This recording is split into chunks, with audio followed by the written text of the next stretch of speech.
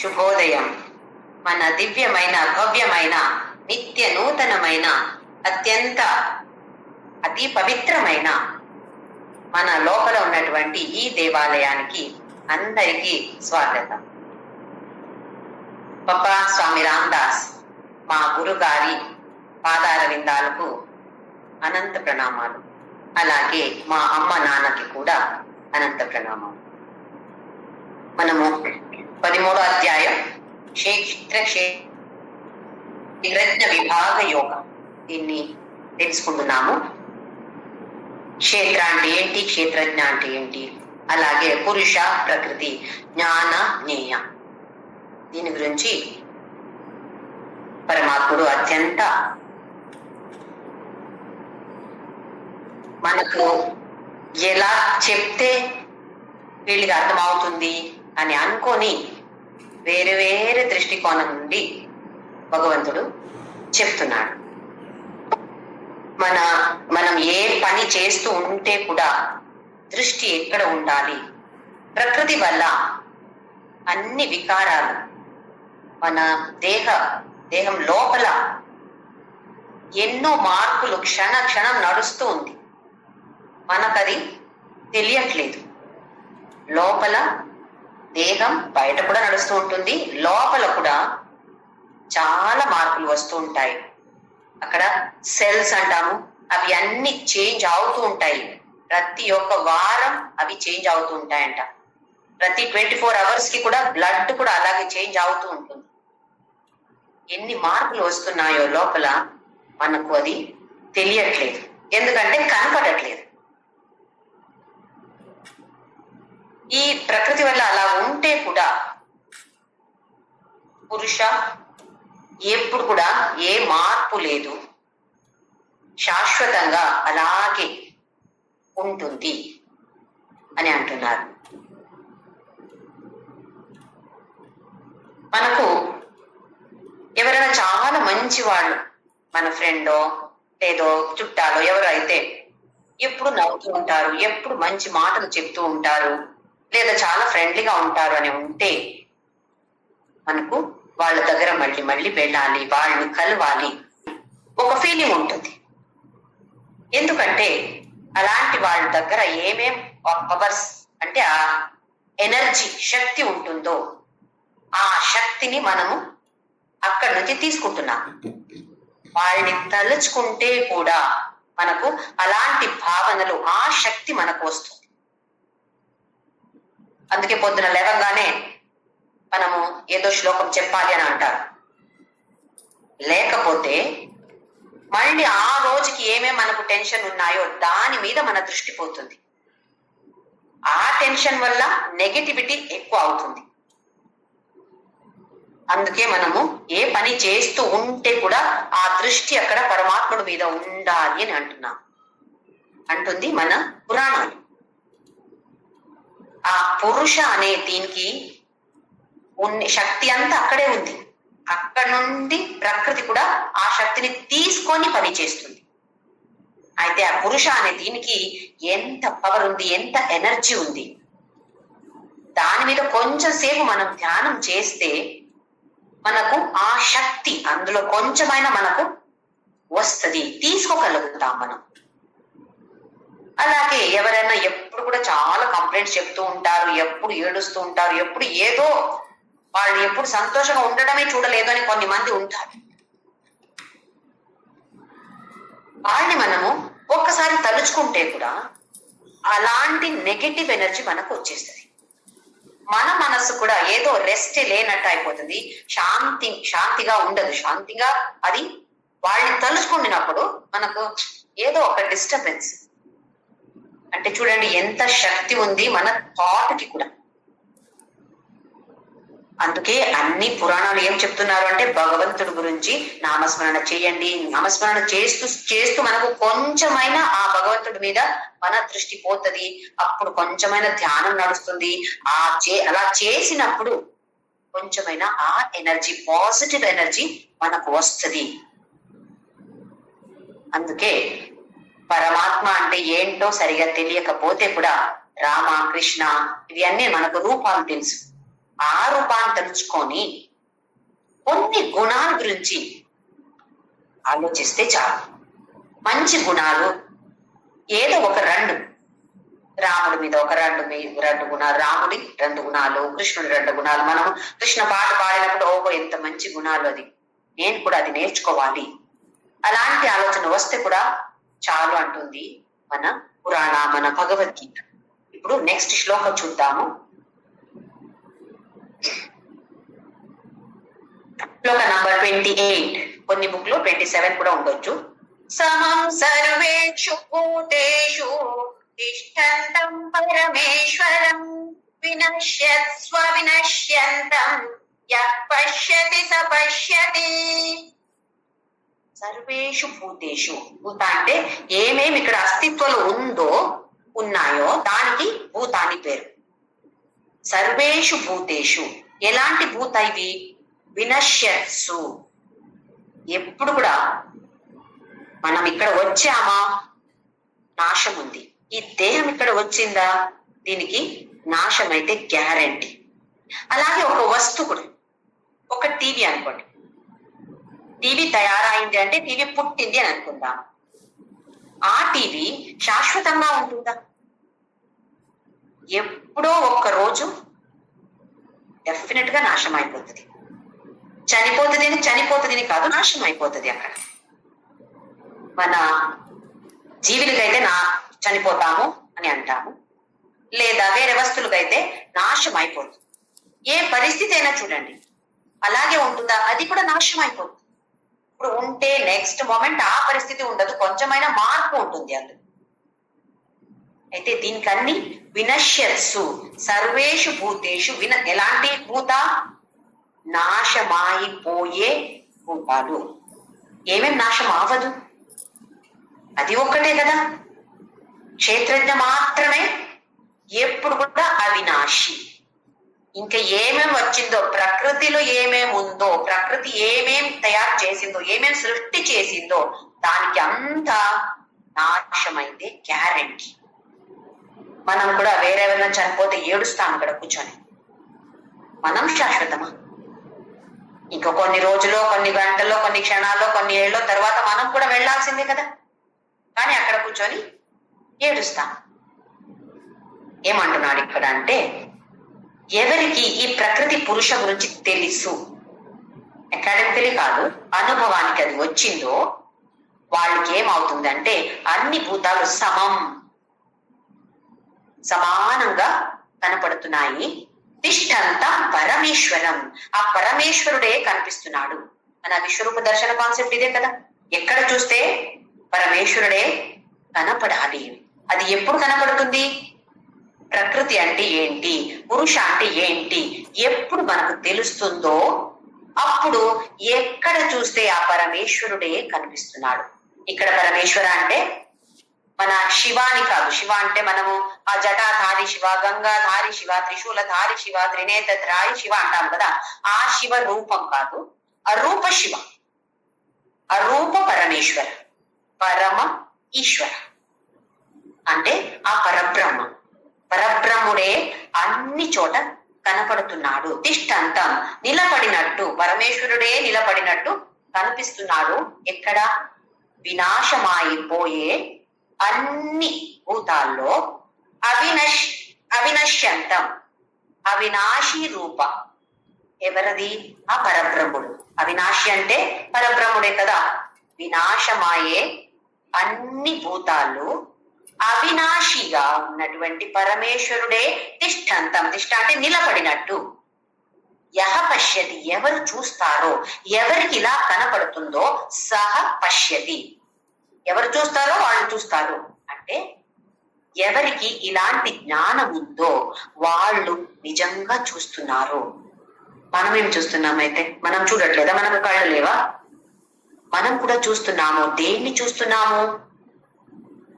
Truth, reality ఏంటో, సత్యం అంటే ఏంటో దాన్ని చూడట్లేదు. మిథ్య, మిథ్య అంటే అబద్ధం అని కాదు. ఎప్పటికీ శాశ్వతంగా ఏది ఉండట్లేదో దానికి మిథ్య అని పేరు. ఎప్పుడు శాశ్వతంగా ఏముంటుంది దానికి పేరు సత్య. అందుకే బ్రహ్మ సత్య జగన్ మిథ్య. మిథ్య అంటే అబద్ధం అని కాదు. ఎందుకంటే చాలా మంది చెప్తారు, ఓహో అలా చెప్పారు కదా, అయితే జగత్ లేదా, నా కళ్ళ మీద ఉంది, నాకు కనిపిస్తుంది నాకు, వాళ్ళు కనపడుతున్నారు, వీళ్ళు కనపడుతున్నారు, ఇది ప్రపంచం కాదా? ఇలాంటి మనకు సంశయాలు వస్తాయి. అంటే ఇక్కడ మిథ్య అంటే అశాశ్వతమైన ఏదైనా ఉంటే దానికి పేరు మిథ్య. ఇది ప్రపంచం, జగత్ ఏంటి, ఎప్పుడు ఉంటుందా మనకు తెలుసు. లయ, ప్రళయం, ఎప్పుడో ఒకసారి ప్రళయం వచ్చి అన్ని నాశనమైపోయి మళ్ళీ సృష్టి అవుతుంది అని మనం పురాణాల్లో చదివాం. అయితే ఈ ప్రపంచం మనకు కనపడినప్పుడు ఓహో ఇది ఎప్పటికీ ఉంటుంది అని అనిపిస్తుంది, కానీ అది కూడా అబద్ధమే, అది కూడా కరెక్ట్ కాదు.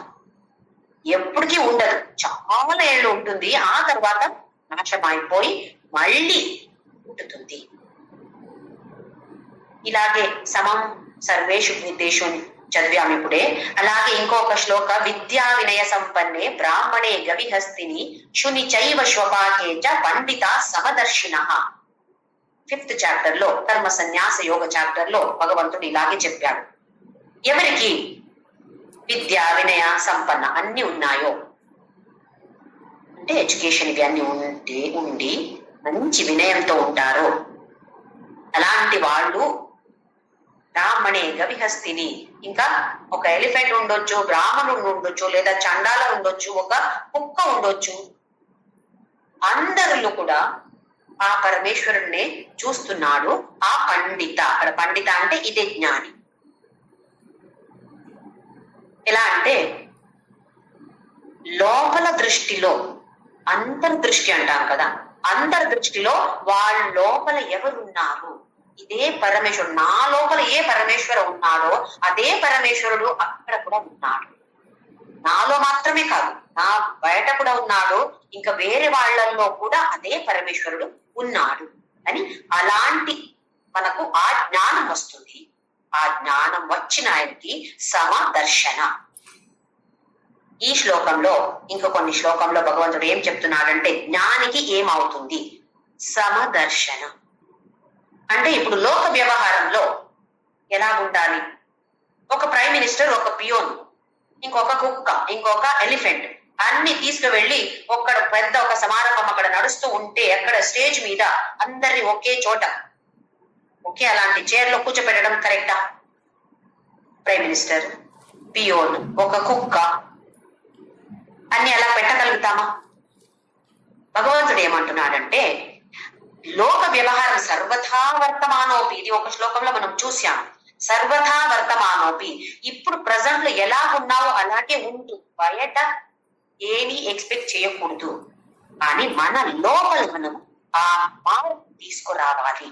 ఆ నాలెడ్జ్ వచ్చినప్పుడు మనం ఏ మార్పు తీసుకురావాలి అని లేదు, అది ఆటోమేటిక్ గా వచ్చేస్తుంది. తిష్టంతం పరమేశ్వరం సమం సర్వేషు భూతేషు వినశ్యత్సు అవినశ్యంత యహ పశ్యతి సపశ్యతి. ఇప్పుడు మనం కూడా అందరికి నమస్కారం అండి, నమస్తే అంటాం. ఎలా చేస్తాము? 2 చేతులు ఇలా పెట్టి నమస్తే అంటాం. అంటే ఒక్క చెయ్యి నేను, ఇంకొక చెయ్యి నువ్వు. ఎవరికి మనము నమస్కారం చేస్తున్నామో వాళ్ళు, నువ్వు నేను సమానం. అలాగే నీలో ఉన్నటువంటి ఆ పరమేశ్వరుడికి నేను నమస్కారం చేస్తున్నాను, ఈ దేహానికి కాదు. మనం ఎవరికి నమస్కారం చేస్తున్నామో చేసినప్పుడు ఒక భావన తీసుకురావాలి మనసులో, ఈ వ్యక్తికి కాదు, ఆ వ్యక్తి లోపల, ఈ దేహం లోపల ఉన్నటువంటి ఆ పురుష, ఆ పరమేశ్వరుడికి నేను నమస్కారం చేస్తున్నాను. ఎంత మంచి ఒక ఆచరణ చూడండి మన సనాతన ధర్మం. 2 చేయి ఇలా పెట్టి మనస్సులో ఆ భావన రావాలి. మనం ఏం చేస్తున్నాము, ఎవరో పెద్దవాళ్ళు కనిపిస్తే ఓ పెద్దగా దండం పెడుతున్నాము, మనసులో ఏముంది, వీళ్ళకి ఏం దండం పెట్టడం, కానీ పెట్టాలి కదా. అలాంటి భావనతో నమస్కారం చేసి కూడా పెద్ద ప్రయోజనం ఏమి రాదు. మంచి మనస్సుతో, మంచి మనస్సు అంటే ప్రేమం కూడా అవసరం లేదు, కానీ వాళ్ళల్లో ఉన్నటువంటి పరమేశ్వరుడికి నేను నమస్కారం చేస్తున్నాను. ఎంత చెడ్డ వ్యక్తి అయినా ఉండని, ఎవరో చెప్పి ఉంటారు చాలా చండాల వ్యక్తి ఈ వ్యక్తి అంటే కూడా పర్లేదు, నమస్కారం చేసినప్పుడు మన లోపల మనం ఆ భావన తీసుకురావాలి. ఈ వ్యక్తికి కాదు, వ్యక్తి లోపల ఉన్నటువంటి ఆ అవినాశి పరమేశ్వరుడికి నేను నమస్కారం చేస్తున్నాను. ఇలాంటి భావన మనము తీసుకువస్తే అలాంటి జ్ఞానం కూడా మనకు కొంచెం ఫాస్ట్ గా రావచ్చు. నెక్స్ట్ శ్లోకం. అలాగే ఇంకొకటి, సమం పశ్యన్తి సర్వత్ర సమవస్థితమీశ్వరం నహి నస్త్యాత్మనాత్మానం తతో యాతి పరాం గతిం.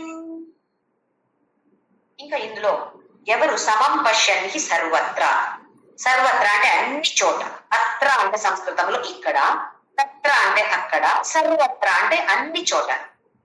సమం పశ్యన్తి సర్వత్ర సమవస్థితం ఈశ్వరం, సమానంగా ఈశ్వరుడు అన్ని చోట ఉన్నాడు.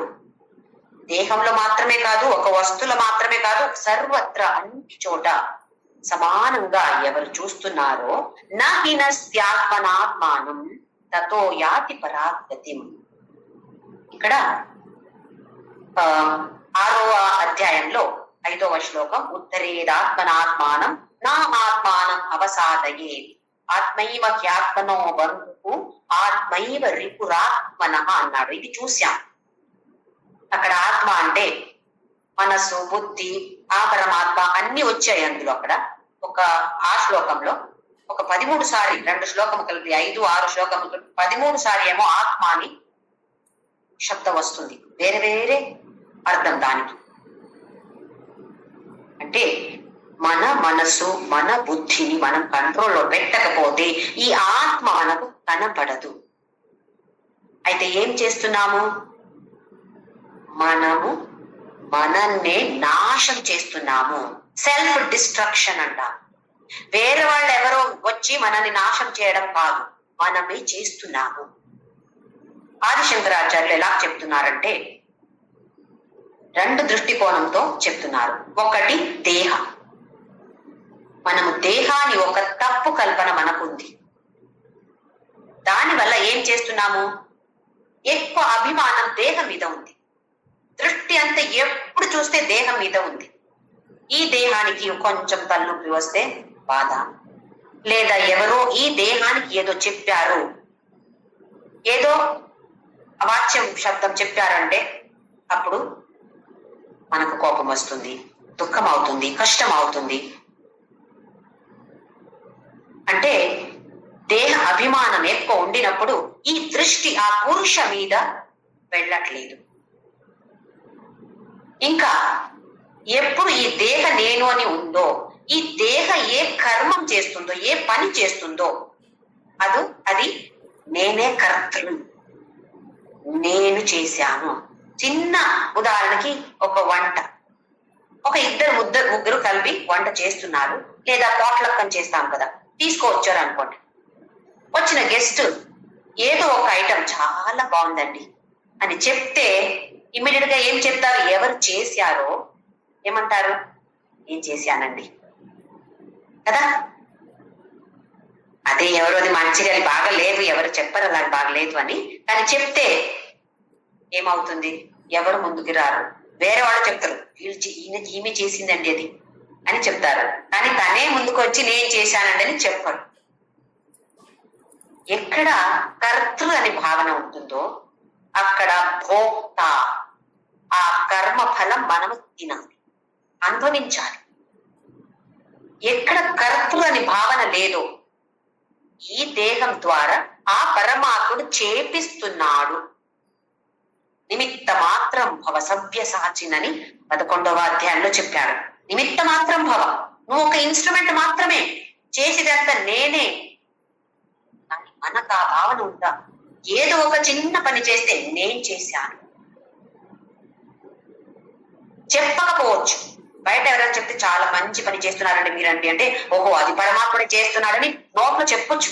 కానీ మనస్సులో చెప్పారు కదా నా గురించి, ఇంకా వేరే వాళ్ళు చెప్పకపోతే చూడండి వాళ్ళు అసలు చెప్పలేదు, చెప్తే ఏం పోతుంది వాళ్ళకి అంటే మనము మనకి ఎడిక్షన్ అవుతుంది. ఆ దేహ అభిమానం అంతా ఉండినప్పుడు చేసిన పని ఈ దేహం ఏమేం పని చేస్తుందో అవి అన్ని నేను చేశాను కర్తృ అని భావన వచ్చింది అంటే దానికి ప్రతి ఒక్క కర్మానికి మనకు తెలుసు ఇప్పుడు ఫలం ఉంది. అది పుణ్యం ఉండొచ్చు, పాపం ఉండొచ్చు, ఏదైనా ఒకటి కర్మ ఫలం ఉంది. ఆ ఫలాన్ని మనము అనుభవించాలి. అంటే ఈ జన్మంలో కాకపోతే మళ్ళీ ఒక్క జన్మమే రావాల్సిందే. అందుకే ఇప్పుడు వచ్చాము ఈ దేహంలో. ఎందుకు వచ్చాము? పుణ్యకర్మ పాపకర్మ అనుభవించడానికి కోసం. ఎప్పుడు చేసింది ఇది? ఎప్పుడో పాత జన్మంలో చేశాం, పోయిన జన్మంలో మనం చేశాం. దాన్ని అనుభవించడానికి ఇప్పుడు జన్మమెత్తి వచ్చాము. మళ్ళీ ఇప్పుడు చేసిన కర్మానికి కర్మఫలం ఉంది కదా, దానికి మళ్ళీ రావాలి. అందుకే పునరపి జననం పునరపి మరణం పునరపి జనని జఠరే శయనం అయిపోతుంది మనది. ఈ చక్రంలో పడ్డాము మనం. బయటకి రావచ్చు అని కూడా ఐడియా లేదు. ఐడియా ఉంటే ఎలాగ రావాలి, బయట ఎలాగ రావాలి, దీని నుంచి బయటకి రావాలి. మళ్ళీ నాకు అవసరం లేదు, ఇది వద్దునా అని అలాంటి ఆశ కోరిక వస్తే మనము ముముక్షు అని అనుకుంటాం. అంటే అంటారు వాళ్ళు మోక్ష. ఎవరికి మోక్ష అనేదే ఒక గురి, అది ఉంటే గోల్, అది ఉంటే మనము ముముక్షు అని మనల్ని చెప్తారు. ఈ కర్తృత్వ భోక్తృత్వ ఉంది కాబట్టి మనల్ని మనమే నాశం చేస్తున్నామని శంకరాచార్యులు చెప్తున్నారు. ఎప్పుడు నేను కాదు చేసింది, నేను కాదు, ఆ భగవంతుడు నా ద్వారా చేపిస్తున్నాడు అని భావన వస్తే ఆ భోక్త వచ్చిన ఫల ఎవరికి వెళ్తది? భగవంతుడికే వెళ్తది. ఎందుకు? ఆయన కదా చేశాడు, ఆయనే తినని కదా. అయితే మనం ఏ పని చేస్తే కూడా నేను చేస్తున్నాను ఎప్పుడైనా భావన వస్తే ఇమ్మీడియట్ గా ఇది గుర్తు పెట్టుకోవాలి. ఓహో నేను అని చెప్తే దానికి ఫల ఏముందో మంచిగా చెడ్డగా తెలీదు, కానీ నాకే వస్తుంది. అమ్మో నాకు వద్దు. ఈ కర్మాల గురించి మనము క్లాస్ లో ఒకసారి చూసాము, మళ్ళీ ఒకసారి చూద్దాము. సంచిత కర్మ, ప్రారబ్ధ కర్మ, ఆగామి కర్మ. సంచిత కర్మ అంటే ఇప్పుడు వరకు మనం ఏమేం చేశామో దాన్ని అలా చేసిన ప్రతి ఒక్క కర్మానికి ఫలం ఉంటుంది. పుణ్యం ఉండొచ్చు, పాపం ఉండొచ్చు, ఏదైనా సంచిత కర్మంలో వెళ్ళిపోయింది, బ్యాగ్కి వెళ్ళిపోయింది, పెద్ద బ్యాగ్ అది. ప్రారబ్ధ అంటే ఈ జన్మమెత్తినప్పుడు ఏమేం మనకు స్టార్ట్ అయిందో కర్మఫలం అనుభవించడానికి స్టార్ట్ అయింది అది, దానికి పేరు ప్రారబ్ధ కర్మ. ఆగామి అంటే నెక్స్ట్ వచ్చేది. ఇప్పుడు ఇంకా మనది కంప్లీట్ కాలేదు కదా, ఇక్కడ నుండి ఏమేమి నడుస్తుందో అవి అన్ని ఆగామి కర్మమై. ఇప్పుడు ఇలాంటి నాలెడ్జ్ ప్రకృతి పురుష గురించి తెలిసి అనుభవానికి వచ్చిన వాళ్ళకి ఏమవుతుంది అంటే సంచిత పెద్ద బ్యాగ్ అంతా క్లియర్ అయిపోతుంది, జీరో అయిపోతుంది. ఇంకా ఆగామి ఇంకా చేసే పనికి కూడా ఏ ఫలం ఉండదు. ఎందుకు? ఆ జ్ఞానం వచ్చేసింది కదా. ఆ జ్ఞానికి ఆగామి కర్మ జీరో అయిపోయింది, సంచిత కర్మ ఫల అక్కడ జీరో అయిపోయింది. ఇంకా ఏం మిగిలింది? ప్రారబ్ధ కర్మ మిగిలింది. ఆ ప్రారబ్ధ కర్మ ప్రకారం ఏమేం జరగాలో అవి అన్ని జరుగుతూ ఉంటుంది. సర్వథా వర్తమానంలో ఉండి ఏమేం అది నడవాల్సిందో అవి అన్ని నడుస్తాయి. మనకు చూసినప్పుడు అమ్మో ఆయన ఎంత కష్టం పడుతున్నారో, ఆయన ఎట్లా జ్ఞాని అంటున్నారు, ఏదో పెద్ద స్వామీజీ అంటే ఎందుకు మరి ఇలా కష్టం వస్తుంది? అది ప్రారంభ కర్మ. దానికి దీనికి కనెక్షన్ లేదు. దాన్ని తగ్గించొచ్చు నామస్మరణతో మాత్రమే. ఆ పాప ఫలం ఏముందో దాన్ని మనం తగ్గించవచ్చు. పుణ్యఫలం కర్మఫలం ఏముందో దాన్ని ఎక్కువ చేసుకోవచ్చు, తక్కువ చేసుకోవచ్చు, కానీ అది ఉంటుంది. ఈ ప్రారంభ కర్మ ఎప్పుడు జీరో అయిపోతుందో అప్పుడు మనం ఈ దేహాన్ని వదిలేసి వెళ్లాల్సిందే. అది జ్ఞాని అయినా ఉండొచ్చు, అజ్ఞాని అయినా ఉండొచ్చు. ఏం తేడా? అజ్ఞానికి జ్ఞానికి ఏం తేడా అంటే ఇక్కడ ఒకటి, నాలెడ్జ్ లేనివాడు అజ్ఞాని. అజ్ఞానికి పెద్ద సంచిత కర్మ ఉంది, పెద్ద బ్యాగ్ ఉంది. ప్రారబ్ధ కర్మ జీరో అయినప్పుడు అజ్ఞాని అయిన దేహాన్ని వదిలేసి వెళ్ళాలి. ఇంకా ఆగామి కర్మ ఇంకా చేసేది కర్మ అవి అన్ని ఉంటుంది. ప్రారబ్ధ కర్మ ఎవరికైనా జీరో అయితే మాత్రమే చనిపోతారు. మనం చెప్పొచ్చు హార్ట్ అటాక్ అయింది, యాక్సిడెంట్ అయింది, దాని వల్ల చనిపోయారు, అవి ఇవి అని చెప్పొచ్చు. కానీ కరెక్ట్ అయిన రీజన్ ఏంటంటే ప్రారంభ కర్మ ఫలం 0 అయింది కాబట్టి వెళ్లాల్సిందే. కొందరు ఎన్ని సంవత్సరాలు బెడ్ రిడన్ గా ఉంటారు, ఏ మందు ఇస్తే కూడా ఏం లాభం లేదు, అలాగే ఉంటారు, ఒక శవాలాగే ఉంటారు కదా. ఎందుకు? ప్రారంభ కర్మ 0 కాలేదు, శూన్యమావాలి. ఆ శూన్యమైనప్పుడే అజ్ఞాని అయిన జ్ఞాని అయిన దేహాన్ని వదిలేసి వెళ్ళడం. అయితే ఆదిశంకరాచార్యులు ఏమంటున్నారు అంటే ఇవి అన్ని ఆగామి కర్మ 0 అవ్వాలి. ఎట్లా? కర్తృత్వ లేకపోతే ఆగామి కర్మ 0 అయిపోతుంది. అంటే ఇంకా చేసే కర్మానికి ఫలం అని లేదు. ఇంకా ఒకటి ఆత్మ దృష్టి. ఇది దేహం దృష్టి మీద చూసి మళ్ళీ సంచిత కర్మ పెద్ద బ్యాగ్ మోసుకొని వస్తున్నాం. అదే బ్యాగ్, ఏమి చేంజ్ లేదు, బ్యాగ్ కొంచెం కూడా అటు ఇటు అవ్వదు. మనకు ఎయిర్పోర్ట్ లో చేంజ్ అయిపోతుంది, ఎక్స్చేంజ్ అయిపోతుంది. ఒకే సమానంగా కనపడితే ఓహో వేరే వాళ్ళు బ్యాగ్ తీసుకొని మనం వెళ్ళి మన బ్యాగ్ వేరే వాళ్ళు తీసుకువెళ్ళి ఎక్స్చేంజ్ అయిపోతుంది. ఇక్కడ పరమాత్ముడికి అలాంటి ఏ ప్రాబ్లం లేదు. మన బ్యాగే మనకు వస్తుంది, వేరే వాళ్ళు ఎవరి బ్యాగ్ మన. ఈ కర్తృత్వం ఉంది కాబట్టి, మన దేహ అభిమానం ఉంది కాబట్టి మళ్ళీ మళ్ళీ వస్తున్నాము. ఇది ఏం చేస్తున్నాము? మనల్ని మనం నాశనం చేసుకుంటున్నాము. చేసిన కర్మంలో ఎక్కువ పాప కర్మ అయితే మళ్ళీ నీచ యోనిలో పుట్టుతాము. లేదా మంచి కర్మం చేశామంటే ఇంకా మంచి యోనిలో పుట్టి ముందుకు వెళ్ళడానికి సహాయం అయిపోవచ్చు. అయితే మనల్ని మనము నాశం చేసుకుంటున్నాము అని ఆదిశంకరాచార్యులు చెబుతున్నారు. ఇంకొకటి ఆత్మ దృష్టి నుండి చూస్తే 7వ అధ్యాయంలో భూమిరాపో నలో వాయు కమ్మనో బుద్ధిరేవచ అహంకార ఇతీయమే భిన్నా ప్రకృతిరష్టద అపరేయమితస్త్వన్యాం ప్రకృతి విద్ధి మే పరాం. ఆ ప్రకృతిలో 2 రకాలున్నాయి. ఒకటి ప్రకృతి, ఇంకొకటి ఉత్తమ ప్రకృతి, పర ప్రకృతి. ఆ పర ప్రకృతిని పురుష అన్నాడు. ఇక్కడ 7వ అధ్యాయంలో ప్రకృతి పర ప్రకృతి అన్నాడు. అది కూడా నేనే అంటే మనలో కూడా అవి 2 ఉన్నాయి. ఒక నీచ ప్రకృతి, ఒక మంచి ప్రకృతి ఉంటుంది. ఆ మంచి ప్రకృతి ఏంటో దాని గురించి తెలుసుకుంటే మనల్ని మనము నాశం చేయలేము. అయితే ఇక్కడ అంటున్నాడు నాహినస్యాత్మనాత్మానం తతో యాతి పరాం గతిం. ఎవరు అలా నాశం చేసుకోవట్లేదో వాళ్ళకి ఏమవుతుంది? పరమ గతి అంటే అమృతత్వం, మళ్ళీ జన్మం లేదు. 27వ శ్లోకంలో సమదర్శన చెప్పాడు. ఇందులో అమృతత్వం, జ్ఞానికి ఏం వస్తుంది అంటే ఇక్కడ అమృతత్వం వస్తుంది. మళ్ళీ పునరపి జననం పునరపి మరణం ఇలాంటిది లేదు. నెక్స్ట్ శ్లోకం. ప్రకృత్యైవ చ కర్మాణి క్రియమాణాని సర్వశః యః పశ్యతి తథాత్మానం అకర్తారం స పశ్యతి. అలాంటి జ్ఞానికి ప్రకృతి ఏవచ కర్మాణి క్రియమాణాని సర్వశః, అన్ని క్రియలు అంటే అని చేసే అన్ని కర్మాలు ఎందుకు చేస్తున్నాను? నేను దేని వల్ల చేస్తున్నాను? ప్రకృతి ఏవా, ప్రకృతి నా ద్వారా ఇది చేపిస్తుంది. ప్రకృతి ద్వారా, ప్రకృతి అంటే ఇక్కడ గుణ, అన్ని గుణ, దాని ద్వారా నేను చేస్తున్నాను అని ఎవరు తెలుసుకుంటున్నారో, యః పశ్యతి ఎవరు చూస్తారో, తథా ఆత్మానం అకర్తారం స పశ్యతి. అయితే వాళ్ళకి తెలుస్తుంది ఈ ఆత్మ అనేది ఏమి చెయ్యట్లేదు. ఎలా పెట్రోల్ ఉంటుందో వెహికల్లో, పెట్రోల్ ఏం చేస్తుంది? కావాలి, పెట్రోల్ కావాలి వెహికల్. అది లేకపోతే బండి నడవదు.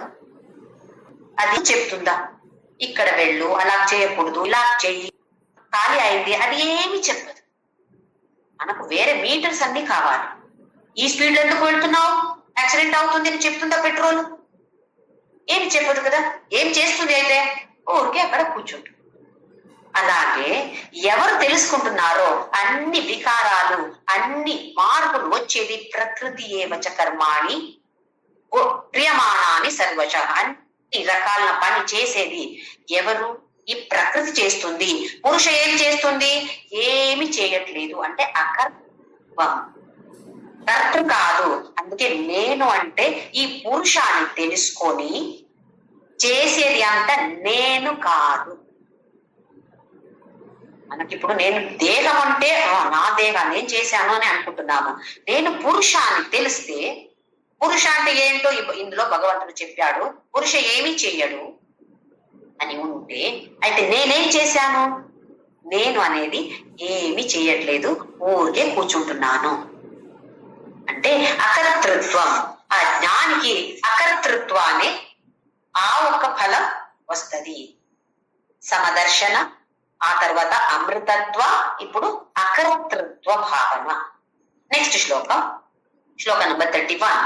యదా భూత భావం ఏకస్తమనుపశ్యతి తత ఏవ చ విస్తారం బ్రహ్మ సంపద్యతే తదా.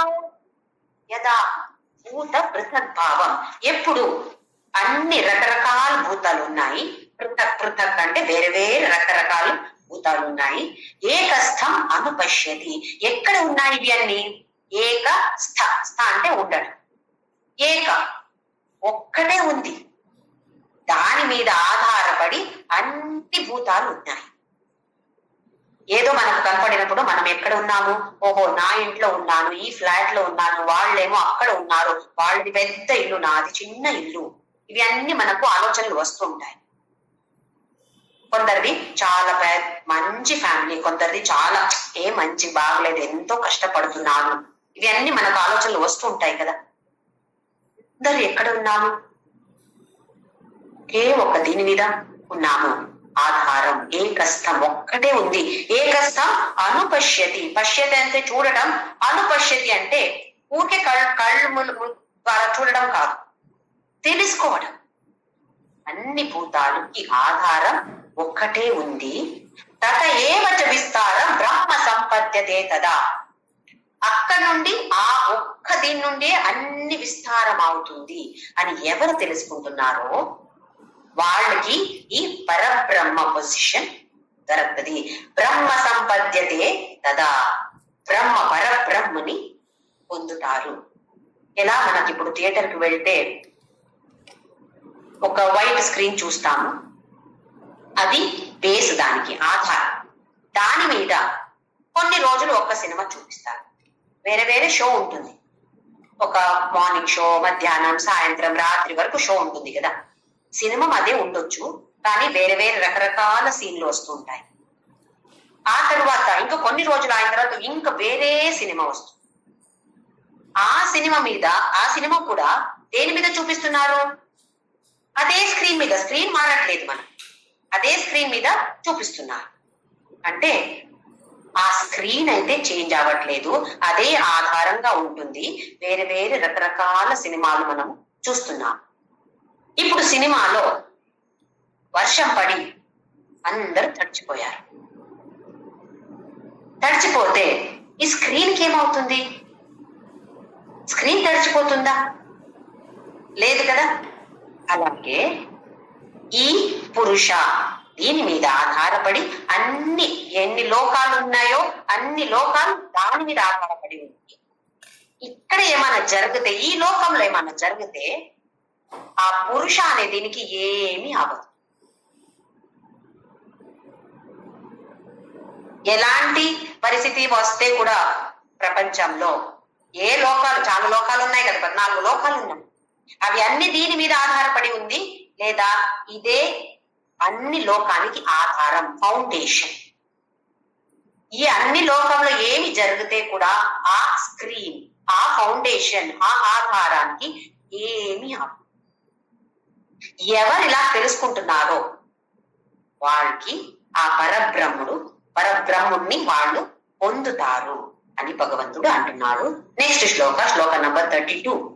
అనవదిత్వా నిర్గుణత్వా పరమవ్యయో శరీరస్థోపి కౌంతేయ నకరోతి న లిప్యతే. అనాదిత్వ, అనాది అంటే ఆది లేనివాడు. అలాగే నిర్గుణత్వ, గుణం అసలు లేదే లేదు. ఏ గుణం ఉంది పురుషుడికి? ఏ గుణం లేదు. గుణం ఎవరికి ఉంది? ప్రకృతికి అన్ని గుణాలు ఉన్నాయి. పురుష అనే దీనికి ఏ గుణాలు కూడా లేవు, నిర్గుణ. అలాగే ప్రకృతిలో అన్ని వికారాలు వస్తాయి. పురుష అనే దీనికి ఏ వికార ఏ మార్పు లేదు. ఇలాంటి తేడా మనం తెలుసుకోవాలి. ప్రకృతి అనేది జడ, అస్సలు చేతన అనేది ప్రకృతిలో లేదు. చేతన ఎక్కడుంది? పురుష అనే దీంట్లో చేతన ఉంది. ఇక్కడ నుండి అది తీసుకుంటుంది. ఆ ప్రకృతి ఈ పురుష దగ్గర చేతన తీసుకొని, నిజంగా చూస్తే అచేతన అది, ఆ చేతనాన్ని తీసుకొని పని చేస్తుంది. ఆ శక్తి, దానికి మాయ అంటున్నాము. అదేదో వేరేని కాదు, ఆ పురుష అనే దీనికి ఉన్నటువంటి ఒక శక్తి, దానికి పేరు మాయా లేదా ప్రకృతి. ప్రకృతి అనేది ఎప్పుడు మార్పు లేదా చలిస్తూ ఉంటుంది. పురుష అనేది అచల, ఎక్కడ అది అటు ఇటు వెళ్ళదు, అక్కడ అదే చోట ఉంటుంది. అంటే పురుష ప్రకృతికి ఇవి అన్ని తేడాలు ఉంటాయి. ఇది నిర్గుణ. పురుష అనేది నిర్గుణ, అనాదిత్వ నిర్గుణత్వ పరమాత్మ అయం అవ్యయ. ఈ పరమాత్ముడు అవ్యయ అంటే నాశమే లేదు, ఏం వికారాలు కూడా లేవు, ఏమి చేంజెస్ ఏ మార్పు కూడా లేవు. శరీరస్థోపి కౌంతే, శరీరస్థ, స్థ అంటే ఉండడం. ఎక్కడ ఉన్నాడు ఈ పురుష? ప్రకృతిలో. లేదా ఒక శ్లోకంలో ప్రకృతి స్థోహి అన్నాడు, ఇప్పుడు శరీరస్థోహి అంటున్నాడు. శరీరంలోనే ఉండి, శరీరస్థో అపి, అక్కడ ఉండి కౌంటేయ నా కరోతి, ఏమి చెయ్యడు, ఉన్నాడు శరీరం లోపల ఉంది. ఏమన్నా చేస్తున్నాడా? ఎంత లేజీ అంటే అస్సలు ఏమి చెయ్యడు, చెప్తే కూడా ఏమి వినడు, చెప్తే వినడు. చెవులే లేవు కదా ఆయనకి, ఎలా వింటారు మరి మనం చెప్తే? అంటే పురుష అనే దీనికి శరీరంలో ఉంటాడు, కానీ నా కరోతి ఏమి చెయ్యడు, నా లిప్యతే ఏ అటాచ్మెంట్ కూడా లేదు. మనకు చూడండి ఎందుకు అటాచ్మెంట్ అని ఉంది. వీళ్ళు నా పిల్లలు, నా భర్త, నేను పెళ్లి చేసుకున్నాను, నా భర్త, నా భార్య, నా పేరెంట్స్, నా ఫ్రెండ్స్, అక్కడ నాది నాది నాది అని ఎక్కడ వస్తుందో అక్కడ అంత అటాచ్మెంట్ ఉంటుంది. అందుకే కదా మోక్షం అంటే ఈ రాగ ద్వేషం నుండి విముక్తి పొందడమే, రాగ ద్వేష నుండి విముక్తి పొందడమే మోక్ష. నేను కొందరిని ప్రేమిస్తాము, కొందరిని ద్వేషిస్తున్నాను, ఇదే సంసారం. కొందరంటే ఇష్టం, కొందరంటే అసహ్యం, సహించలేము, ద్వేషిస్తున్నాము, లేదా ఇష్టం లేదు. అంత పెద్దగా లేకపోతే కూడా, ద్వేషించట్లేదు అంటే కూడా కొంచెం ఇష్టం లేదు, వాళ్ళంటే కొంచెం అంతే అంతే అంటాం కదా. అంటే అక్కడ ఇష్ట అనిష్ట పనికి వస్తుంది. ఎందుకు? రాగద్వేషం ఉంది. రాగద్వేష అంటే అక్కడ నాది అని ఎప్పుడు వస్తుందో అక్కడ రాగద్వేష అనేది డెఫినెట్ గా ఉంటుంది, తప్పకుండా ఉంటుంది.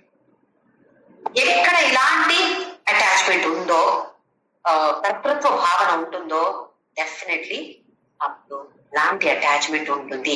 కానీ పురుషం ఏమి చేయరు అంటే ఇక్కడ ఎక్కడి నుండి అటాచ్మెంట్, ఏది మంచిది ఏది చెడ్డదని ఏ తేడా లేదు, అందరూ సమానమే కదా. ఎలా పెట్రోల్ చెప్పట్లేదో, అయ్యో ఇంత ఫాస్ట్ వెళ్ళొద్దు, 100 మీద వెళ్తున్నావా, యాక్సిడెంట్ అవుతుంది అని చెప్తుందా పెట్రోల్? లేదా స్లోగా వెళ్తా, అయ్యో ఎందుకు ఇంత స్లోగా వెళ్తున్నావు, ఎప్పుడు అక్కడ అందుతామని చెప్తుందా? లెఫ్ట్ వెళ్ళు, రైట్ వెళ్ళు, ఏమి చెప్పదు. యాక్సిడెంట్ అయితే అది కూడా ఏమి చెప్పదు. అలాగే పురుష అనేది ఊరికి అక్కడ ఉంటుంది, ఏమి చెయ్యడు కాబట్టి ఏం అటాచ్మెంట్ లేదు. అలాగే భోక్తృత్వం కూడా లేదు, ఏ ఫలం పురుషుడికి రాదు. కర్తృత్వం ఉంటే కదా భోక్తృత్వం వచ్చేది, ఇక్కడ కర్తృత్వమే లేదు, భోక్తృత్వం ఎక్కడి నుంచి వస్తుంది?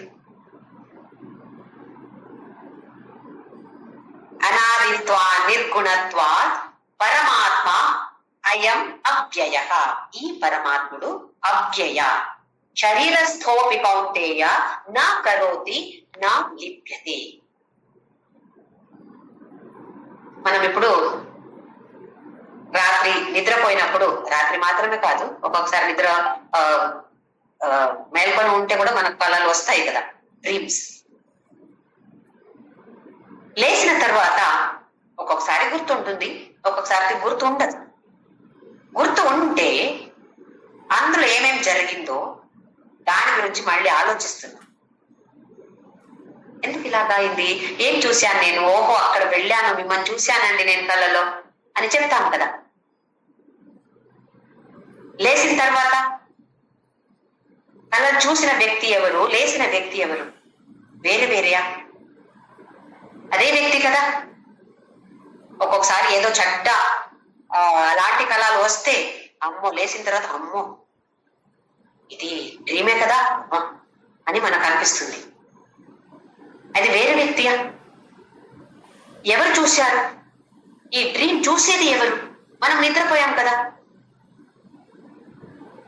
మనకి అక్కడ ఆ ఆధారంగా ఉన్నటువంటి ఈ పురుష అనే సాక్షిగా ఉంది కాబట్టి మనకు తెలుస్తుంది. అయితే ఇది అలా చూసిన వ్యక్తియే ఆ తర్వాత లేచిన వ్యక్తి కూడా. అలాగే మనకు ఇంతవరకు కొందరు అంటారు కదా, ఇది పెద్ద డ్రామం అంతే, ఈ ప్రపంచం అనేది పెద్ద డ్రామం, పెద్ద నాటక చేస్తున్నాము అని అంటాం కదా. లేదా ఇది ఒక డ్రీమ్ మాత్రమే అని అంటాం. అంటే నిజంగా మనం ఎవరు అది తెలుసుకోవాలి. ఇప్పుడు ఇంకా కళల్లో ఉన్నాం. ఆ జ్ఞానం వచ్చినప్పుడు ఓహో నేను ఇంతవరకు అయ్యో ఇలా ఉన్నానా. ఒక్కొక్కసారి మనకు అనిపిస్తుంది కదా, ఏదో ఏదో చిన్న ఇది ఉండొచ్చు, కానీ అది ఎంత పెద్దగా కష్టం ఉండొచ్చు, పెద్దగా ఏదో తెలీదు నాకు అనుకోండి. ఒక కంప్యూటర్ ఏదో చేయడానికి నాకు తెలీదు, చాలా అప్పటి నుంచి నేను చాలా కష్టపడుతున్నాను. ఎవరో వచ్చి ఇదేంటి నేను ఏదో ఒక్క కీ కొట్టారు వచ్చేసింది. అప్పుడు ఛీ ఇంత ఈజీగా ఉందా, ఛీ ఎంత ఓర్పుడు నేను అని అనిపిస్తుంది కదా మనకు.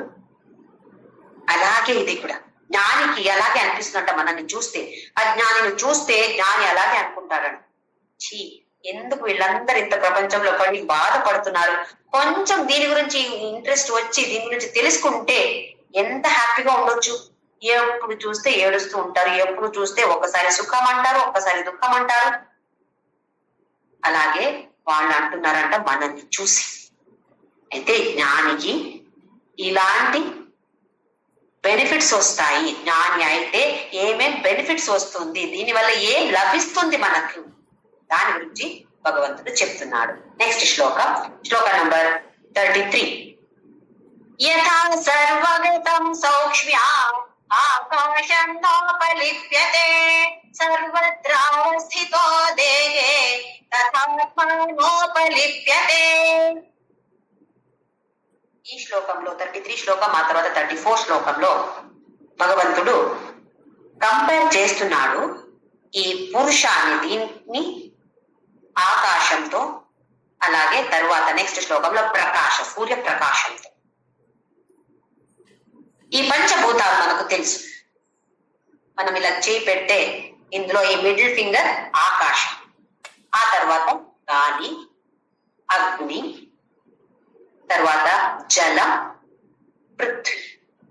అతి సూక్ష్మమైన భూత అంటే ఆకాశం.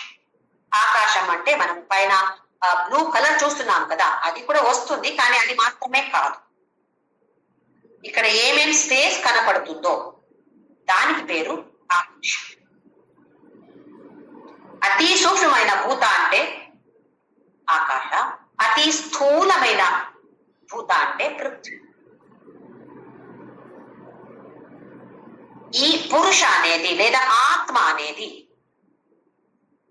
ఈ ఆకాశకు మీరి ఇంకా ఎక్కువ సూక్ష్మంగా ఉంటుంది, కానీ ఆల్మోస్ట్ దగ్గర ఉంది అనొచ్చు. అందుకే దీనితో కంపేర్ చేస్తున్నాడు భగవంతుడు.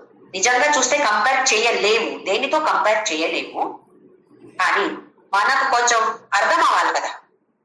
అందుకే ఈ 2 శ్లోకాల ద్వారా మనకి చెప్తున్నాడు భగవంతుడు. యథా సర్వగతం సౌక్ష్మ్యం ఆకాశం ఉపలిప్యతే. ఎక్కడ ఉంది ఆకాశ అనేది? ఎక్కడ లేదు చూడండి. ఈ ప్రపంచంలో ఆకాశం ఎక్కడ లేదు. ఏ ఊరు వెళ్ళండి, అమెరికా వెళ్ళండి, లేదా ఆఫ్రికా వెళ్ళండి, ఎక్కడ కెనడా వెళ్ళండి, ఎక్కడైనా వెళ్ళండి, ఆకాశం లేదు అని ఎక్కడైనా ఉందా? మళ్ళీ ఆకాశం అంటే పైన ఉన్నటువంటి బ్లూ కలర్ ఆకాశం చెప్పట్లేదు, నేను స్పేస్ అంటున్నాను కదా, ఈథర్ అంటాము, దాని గురించి చెప్తున్నాను. సర్వగతం అన్ని చోట ఉంది. సౌక్ష్మ్యాత్ కనపడుతుందా మనకు? కనపడుతుంది చెప్పొచ్చు, కనపడట్లేదు అని కూడా చెప్పొచ్చు. స్పేస్ అంటే ఏంటి? కనపడటానికి ఒక వస్తు కాదు, అది చాలా సూక్ష్మ రూపంలో ఉన్నటువంటి ప్రకృతి ఒక్క రూపం అది. ఇంకా అన్ని చోట ఉంది, సర్వవ్యాపి. అలాగే ఈ పురుష అనేది కూడా సర్వవ్యాపి. ఆ తరువాత ఇక్కడ నుండి ఈ ఆకాశాన్ని, ఇక్కడ ఉన్నటువంటి ఆకాశాన్ని అక్కడికి తీసుకువెళ్ళగలుగుతామా? ఇక్కడ ఉన్నటువంటి స్పేస్, దానికి ఏమైనా స్పెషల్ వర్డ్ ఉందా తెలుగులో? విజయ్ గారు చెప్పగలుగుతారా? ఏమైనా స్పెషల్ వర్డ్ ఉందా? స్పేస్, ఆకాశ, స్థలం. స్థలం అంటే మన భూమి స్థలం కాదు. ఓకే, భూమి కాదు, భూమి పైన ఉంది కదా, ఇప్పుడు కనపడుతుంది కదా. అవును మ్యామ్, శూన్యం అంటాం. శూన్యం అంటే ఏముండదు. దానికి శూన్యం అని చెప్పొచ్చు, కానీ అది యాక్చువల్లీ చూస్తే శూన్యం కాదు. శూన్యం అంటే ఏమీ లేకపోవడం కదా, ఏమీ లేకపోవడం కాదు. ఇది ఉంది, కానీ మనకు కనపడినప్పుడు ఏమీ లేకపోయినట్టు కనపడుతుంది కదా. సరే, ఇక్కడ నుండి అక్కడికి తీసుకువెళ్ళగలుగుతామా? ఇక్కడ ఉన్నటువంటి స్పేస్ ని నేను అక్కడ నేను ఈ స్పేస్ ని అమెరికా తీసుకువెళ్తున్నానండి, వెళ్ళగలగొచ్చా? వెళ్ళగలుగుతామా మనము? లేదు. అయితే దానికి మూవ్మెంట్ లేదు, గాలి మూవ్ అవుతుంది. స్పేస్ అనేది అచలం, దానికి చలన లేదు. అలాగే పురుష అనే దీనికి కూడా చలన లేదు, అచల. ఇంకా ఏమైనా గుణం ఉందా దానికి? ఈ స్పేస్ అనే దీనికి ఏ గుణం ఉంది చెప్పండి? ఏ గుణం కూడా లేదు. నీళ్ళకైతే టేస్ట్ ఒకటి ఉంది, అగ్నికైతే బర్న్ చేస్తుంది, గాలి మూవ్ అవుతుంది. ఇది దీనికి ఏ గుణం కూడా లేదు. అలాగే పురుష అనేది కూడా నిర్గుణ. ఇంకా ఒకటి, ఈ స్పేస్ ని మనము విభాగం చేయగలుగుతామా? ఇది ఇది ఇది అని విభాగం చేయగలుగుతామా? అంటే ఖండ, విభాగం చేయలేము, అందుకే అఖండ అని పేరు దానికి. ఎక్కడ దేని మనం విభాగం చేయలేమో దానికి పేరు అఖండ. అఖండ భజన, అఖండ రామనామ. అంటే స్టాప్ లేదు, దానికి కంటిన్యూస్ గా ఉంది. అలాగే ఈ స్పేస్ ని మనము డివైడ్ చేయొచ్చా, విభాగం చేయొచ్చా? మనం ఇల్లు కడుతున్నాము, భూమి మీద ఇల్లు కడుతున్నాము, ఆకాశం కావాలి, స్పేస్ కావాలి. కట్టితే ఆకాశం ఎక్కడ పోతుంది? అది ఇక్కడే ఉంటుంది. ఆకాశం ఎక్కడ పోదు కదా. మనం కట్టితే కూడా ఆకాశం మీద, భూమి మీద కరెక్ట్ బిల్డింగ్ ఫౌండేషన్ వచ్చింది, కానీ బిల్డింగ్ వచ్చేది ఎక్కడ? ఆకాశంలో. ఆకాశానికి ఏమవుతుంది? ఏమవుతుంది? అది అక్కడే ఉంటుంది కదా. అలాగే విభాగం చేయలేము, అఖండం.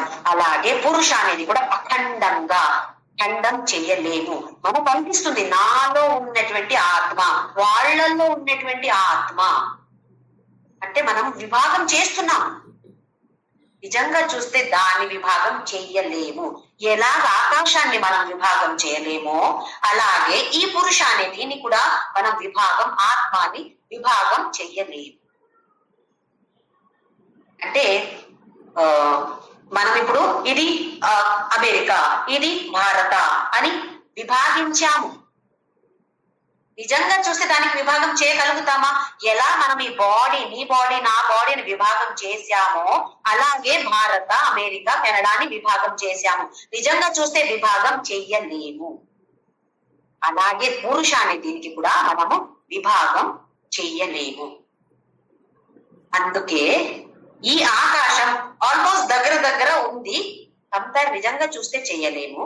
కానీ మనకు అర్థం అవడానికి కోసం భగవంతుడు ఇలాంటి శ్లోకం ద్వారా మనకు కంపేర్ చేసి చెప్తున్నాడు. చూడు, ఇది ఉందా, దానికైనా సూక్ష్మంగా పురుషం. ఎంత సూక్ష్మమో ఆకాశం, ఆకాశం మీది దానికన్నా ఎక్కువ సూక్ష్మంగా ఉంది ఈ పురుష లేదా ఆత్మ. యథా సర్వగతం సౌక్ష్మ్య ఆకాశం నా ఉపలిప్యతే. ఏమి అటాచ్మెంట్ లేదు. ఇప్పుడు మనం ఇలా చేస్తున్నాం. ఎక్కడ చేస్తున్నాను? నేను ఆకాశంలో చేస్తున్నాను. ఆకాశానికి ఏమైనా అటాచ్మెంట్ వచ్చిందా? ఓహో, నాలో ఈ చెయ్యి వచ్చింది, జ్యోతి చెయ్యి నాలో వచ్చింది అని ఏమైనా అటాచ్మెంట్ ఉందా? ఏమీ లేదు. నువ్వేం కావాలో చేసుకో అని ఆకాశం ఊరికి అలాగే ఉంటుంది. మనం ఏమి చేస్తే కూడా ఏదో ఒక ఇక్కడ గాల్లో ఇదో వచ్చింది, ఆకాశానికి ఏమవుతుంది? ఏమీ అవ్వదు, అది అలాగే ఉంటుంది. అలాగే సర్వత్రావస్థితో దేహే, ఆకాశం ఎలాగుందో అలాగే సర్వత్ర అవస్థిత దేహే, అన్ని చోట అన్ని దేహంలో ఉండి ఆత్మ నా ఉపలిప్యతే, దేనికి అటాచ్మెంట్ లేదు. పురుష ఉండేది దేహంలో ఉండి కూడా, బయట కూడా ఉన్నాడు, దేహంలో ఉంటే కూడా ఏ అటాచ్మెంట్ లేదు. ఒక గురు శ్లోకం ఉంది, అందరికి వస్తుంది ఇది. బ్రహ్మానందం పరమ సుఖదం కేవలం జ్ఞానమూర్తిం ద్వంద్వాతీతం గగన సదృశం. గగన, గగన అంటే ఆకాశం. ఆకాశం అలాగే గురు, గురు అంటే ఇక్కడ ఆత్మ. కంపారిజన్ దేంతో చేస్తున్నారు? ఆకాశంతో చేస్తున్నారు. ఎందుకంటే దగ్గర దగ్గర నియరెస్ట్ అని చెప్పొచ్చు, ఉండేది ఇదే. ఈ సూక్ష్మమైన రూపం, ప్రకృతి రూపం అంటే ఆకాశం. పురుష అనేది దీన్ని కింద ఎక్కువ సూక్ష్మంగా ఉంది. అలాగే నెక్స్ట్ శ్లోకంలో యథా ప్రకాశయత్యేకః కృష్ణం లోకమిమం హృదిః క్షేత్రం క్షేత్రీ తథా కృష్ణం ప్రకాశయతి భారతం. ఒక శ్లోకంలో ఆకాశం, ఇప్పుడు ప్రకాశం. యథా, ఎలా, ప్రకాశయత్యేకః ఏకః రవిః, ఒక్కడే ఒక సూర్యుడు. మన మొత్తం ప్రపంచానికి, ఎంత పెద్ద ప్రపంచం చూడండి, ఎన్ని సూర్యుడు ఉన్నారు? ఒక్కడే కదా. ఏకం రవిః ప్రకాశయః, ప్రకాశయతి ఏకః కృత్స్నం. కృత్స్నం అంటే హోల్సేల్, అందరిని మొత్తం ఎన్ని లోకాలు ఉన్నాయి? 14 లోకాలు ఉన్నాయని చెప్తుంది పురాణాలు. అన్ని లోకానికి ఒకే ఒక సూర్యుడు ప్రకాశం ఇస్తున్నాడు. అలాగే క్షేత్రం క్షేత్రి తథా కృష్ణ ప్రకాశయతి భారత. ఈ క్షేత్రి, క్షేత్రజ్ఞకి ఇంకొక పేరు క్షేత్రి. అంటే క్షేత్రంలో ఎవరు ఉన్నారో దానికి పేరు క్షేత్రి. దేహంలో ఉన్నటువంటిది దేహి. అలాగే క్షేత్రంలో ఎవరున్నారో దానికి పేరు క్షేత్రి. అంటే ఈ పురుష లేదా క్షేత్రజ్ఞ ఒక్కడే ఏం చేస్తున్నాడు? క్షేత్రం, అన్ని మొత్తం క్షేత్రం కృష్ణ మొత్తం ప్రకాశయతి, అన్ని చోట ఉండి, లోపల ఉండి నాకు తెలుసు నాకు తెలీదు అని అంతర్జ్యోతి ఇచ్చేది ఇదే క్షేత్రి. ప్రకాశ ఎలాగో ఆకాశ ఎలాగో దానికైనా ఎక్కువ పురుష. ప్రకాశం మనకిప్పుడు లైట్ ప్రకాశం కావాలి. ప్రకాశం ఉంటేనే మనము పని చేయగలుగుతాం, లేకపోతే మనకేం కనపడదు. ఆ ప్రకాశం లేకపోతే అప్పుడు తెలుస్తుంది ప్రకాశం అంటే ఏంటో అని. ప్రకాశం ఉండినప్పుడు దానికి వాల్యూ ఇస్తున్నామా? అది ఉంటుంది, ప్రకాశం కావాలి అక్కడ.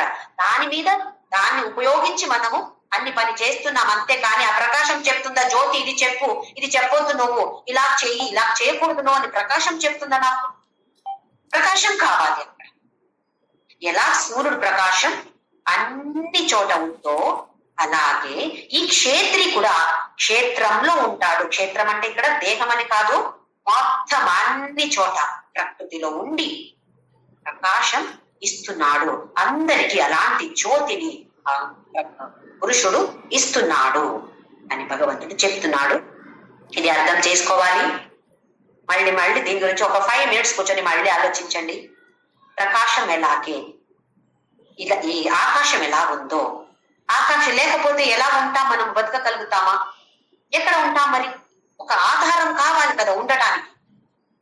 బిల్డింగ్ కి భూమి ఉంది, కానీ పైకి రావాలంటే ఏమో ఉండదు కదా. పైన ఏం లేదు అంటే ఎక్కడ కడతాం? ఒక ఆధారంగా ఉండాలి. అలాగే ఈ పురుష అనేది, అలాగే ఈ ఆత్మ అనేది, అలాగే ఈ క్షేత్రజ్ఞ అనేది అందరికీ ఒక ఆధారం. లాస్ట్ శ్లోకం, క్షేత్ర క్షేత్రజ్ఞయోరేవం అంతరం జ్ఞాన చక్షుషా భూత ప్రకృతి మోక్షం చ ఏ విదుర్యాంతి తే పరం. క్షేత్ర క్షేత్రజ్ఞ, పురుష ప్రకృతి, దీని గురించి ఎవరు అంతరం, ఏం డిఫరెన్స్, ఏం గ్యాప్ ఉంది, దాన్ని జ్ఞాన చక్షు ద్వారా, అంటే ఊరికి మనం కళ్ళు యూజ్ చేస్తే మనకు ఇప్పుడు తెలుస్తుంది. ఆహా, క్షేత్ర అంటే ఇది, క్షేత్రజ్ఞ అంటే ఇది అని తెలిసింది. అంటే సూపర్ఫిషియల్ అర్థం కాదు, లోపల వెళ్ళి ఏంటి ఇలాగంటే, క్షేత్ర అంటే ఏంటి, క్షేత్రజ్ఞ అంటే ఏంటి, ప్రకాశం ఎలాగే, ఆకాశం ఎలాగే, అలాగే పురుషుడు అంటే ఎట్లా ఉండొచ్చు, దీని గురించి జ్ఞాన చక్షు ద్వారా ఎవరు తెలుసుకుంటున్నారో, భూత ప్రకృతి మోక్షం చ అంటే ఈ ప్రకృతి గురించి, భూత అంటే ఈ ప్రకృతిలో ఉన్నటువంటి అన్ని రకరకాలు ఉన్నాయి, విధ పృథక్ భావం ఉంది, వేరే వేరే వస్తువులు ఉన్నాయి, ప్రకృతిలో ఏమేమి ఉందో దాని గురించి జ్ఞాన చక్షు ద్వారా ఎవరు తెలుసుకుంటున్నారో వాళ్ళకి ఏమవుతుంది, తే విదుర్యాంతి తే పరం, పరమ గతి పొందుతారు. కానీ జ్ఞాన చక్షు కావాలి, జ్ఞానం కావాలి. జ్ఞాన చక్షు ద్వారా మనము అన్ని చూడాలి. ఇప్పుడు విశ్వరూప దర్శనం చూశాము, అన్ని చోట భగవంతుడే. థియరిటికలీ అకాడమికలీ తెలిసింది, అనుభవానికి వస్తుందా, చూస్తున్నానా? ఒక్క విగ్రహంలో కూడా మనకు కనపడట్లేదు.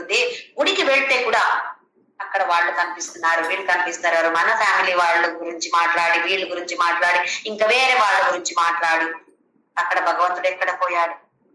దండం పెట్టాం, తీర్థం తీసుకున్నాం, ప్రసాదం తీసుకున్నాం, తిన్నాం, లడ్డు తిన్నాం, ఎంత మంచి టేస్టీ లడ్డు అని కూడా అన్నాం. భగవంతుడి మీద దృష్టి ఉండిందా? అది మనం ప్రశ్న చేసుకోవాలి. మనకే మనం ప్రశ్న చేసుకోవాలి. వేరే వాళ్ళని ఎవరిని జడ్జ్ చేసేది మనం స్టాప్ చేయాలి. మన ఎనాలిసిస్ మనం చేసుకోవాలి. ఎందుకు ఇలా ఉన్నాను? ఇక్కడ జ్ఞాన అంటే ఏం చెప్పాడు భగవంతుడు? అమానిత్వం, అదంబిత్వం, అహింస, క్షాంతిరార్జవం, ఎన్నో 20 ఎలాంటి గుణాల గురించి భగవంతుడు చెప్పాడు. నాలో ఉందా లేదా? ఒక్క గుణమైన ఉందా? లేదు అంటే దాన్ని ఎలా నేను డెవలప్ చేసుకోవాలి? ప్రకృతి పురుష, క్షేత్ర క్షేత్రజ్ఞ, జ్ఞాన జ్ఞేయ, దీని గురించి భగవంతుడు అద్భుతంగా వర్ణించాడు ఈ 13వ అధ్యాయం క్షేత్ర క్షేత్రజ్ఞ విభాగ యోగ. కొంచెం సీరియస్ గా ఉన్నటువంటి చాప్టర్ ఇది, అధ్యాయం ఇది. మనం మళ్ళీ దీని గురించి మననం చేయాలి. శ్రవణ మనన నిధిధ్యాసన. ఎందుకు భగవంతుడు ఆకాశంతో కంపేర్ చేస్తున్నాడు? ఏముండొచ్చు? ఇలా మనము చూస్తే ఆహా ఇదే కదా ఆకాశం, అక్కడకు వాసన వస్తుంది. వాసన దేని వల్ల వచ్చింది? ఇక్కడ ఏదో అయింది, ఆ గాలి తీసుకువచ్చింది. కానీ ఆకాశానికి ఏమైంది? ఏమీ అవ్వదు. ఆకాశానికి ఏమీ తేడా లేదు. మంచి పరిమళంగా మంచి వాసన వస్తే, చెడ్డ వాసన వస్తే ఆకాశానికి ఏమీ తేడా లేదు.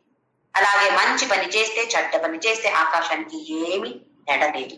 అలాగే పురుష అంటే మనం మళ్ళీ సంశయం వస్తే మళ్ళీ దాన్ని ఆలోచించాలి. లేదా ఎవరి దగ్గర వెళ్తే మనకు సంశయం తీరిపోతుందో అక్కడ వెళ్ళి చేసి కనుక్కోవాలి. ఎందుకంటే సంశయం అలాగే ఉండిపోతే మళ్ళీ అది కంటిన్యూ అవుతుంది. అది చేసి తర్వాత నిధిధ్యాసనం మన జీవితంలో అది ఆచరించే ప్రయత్నం అయితే తప్పకుండా చేయాలి. ప్రయత్నం చేస్తే కదా మనం ముందుకు వెళ్ళేది. అందరూ కూడా దీని గురించి కొంచెం మళ్ళీ తెలుసుకొని మనన చేసి నిధిధ్యాసన చేసే ప్రయత్నం అందరూ చేద్దాం. దానికి సపోర్ట్ గా మనకు కావాలి. ఎప్పుడు ఆ పరమాత్ముడి మీద మన దృష్టి ఉండాలి అంటే నామస్మరణ అయితే 100% కావాలి. ఓం శ్రీరామ్ జయ